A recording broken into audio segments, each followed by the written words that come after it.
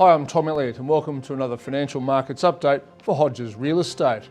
Well, we're in a very strange time in financial markets at the moment. For those of you history buffs out there, it's a bit like the phony war between 1939 and 1941 in World War II. Lots of potential action, but not a great deal actually happening. Well, let's go through what has, or in some cases hasn't happened. Now, first, the Reserve Bank left interest rates on hold for the second time this year in early March. Now, only a week or so after they did this, local unemployment data came out and it wasn't all that good. It seems that unemployment has started to rise around Australia, particularly here in Victoria, where it's coming in at around about 5.5%. Now, the Reserve Bank is and should be very sensitive to changes in unemployment. While its main goal is always the suppression of the rate of inflation, keeping a decent rate of employment or unemployment is another very important goal of the Reserve Bank. My view is this: if unemployment goes beyond 5.5% into the high fives and possibly towards 6%, and I think there's every likelihood, unfortunately, that will happen, the Reserve Bank will have no choice but to start cutting interest rates again. And another thing that the Reserve Bank needs to do, and I think it's aware of this, is look at the very high value of the Australian dollar. Anybody that tries to export to the outside world is finding the going extremely tough at the moment. And once those jobs in manufacturing are gone, chances are they'll never come back. So the answer in both cases is to cut interest rates. Now, let's say I'm right and the Reserve Bank does start cutting interest rates again, as it did late last year. What does that mean for all of us? Well, the big issue will be, and this is what will dominate talkback radio, is whether the big banks decide to pass on those cuts. Now, the ANZ Bank now has a stated policy of not following the Reserve Bank. It actually says on the second Friday of each month, so after the Reserve Bank has made its announcement, that it will make its own announcement about interest rates and that it may or may not have to worry about the Reserve Bank does.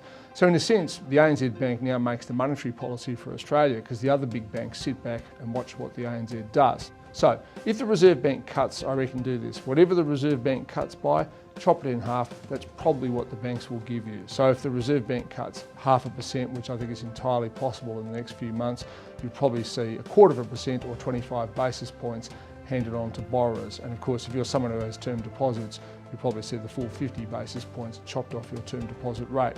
So what about the international situation? Well, as always, there's good and bad news. The good news is that the European Union got its act together and bailed out Greece. Now, this does not mean that Europe will not go into recession. It probably will.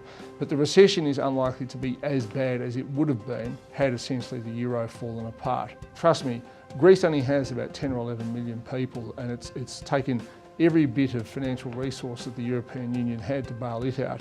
If one of those bigger economies needs a bailout, well, the money simply does not exist. So that's why so much effort went into Greece. So good news from Europe. Bad news, however, we have to go a bit further east to the Middle East. And just quietly, Iran and Israel are just rattling their sabres at each other. And for those of you who watch the oil price, or indeed the local version, which is of course petrol and LPG prices at the service station, they have stayed resolutely high in recent weeks. So even though we've got a world which isn't really growing all that much, it will go up if Iran and Israel come to blows. I'm hoping they don't, but that's the reason oil's expensive. It's also the reason petrol has stayed expensive. And as a result, motorists are very upset. So what about the property market? Well, I feel like I'm sort of saying the same thing over and over. Obviously, if the Reserve Bank cuts rates, then that will be good for property. Interestingly, at the start of the selling season, which has come out of hibernation since the summer holidays here, there has been an improvement of the clearance rates the last few weeks, over 60%, which is a sign of a reasonably healthy market. So if you're an investor, it means you can probably buy with the confidence that the market is not going to go down anymore. If you're a first home buyer, as always, if you find a place you like and you can afford it, then chances are you should probably have a go at it. Now finally, just a word on interest rates. So much focus is on the variable rate of interest and what the Reserve Bank does and that sort of thing.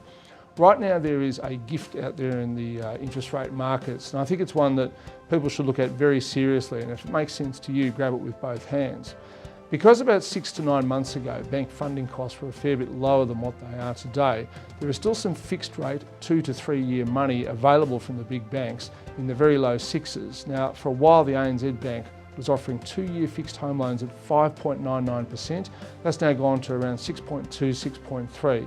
I reckon if you can get a 2 to 3 year fixed rate loan at around 6%, 6.1, 6.2, it is very well worth looking at. Even if the Reserve Bank cuts rates, I don't think these low fixed rates will last very long. It's not a piece of advice, just something to look at. Anyway, that's it for another financial markets update. I look forward to your company again for Hodges Real Estate next month.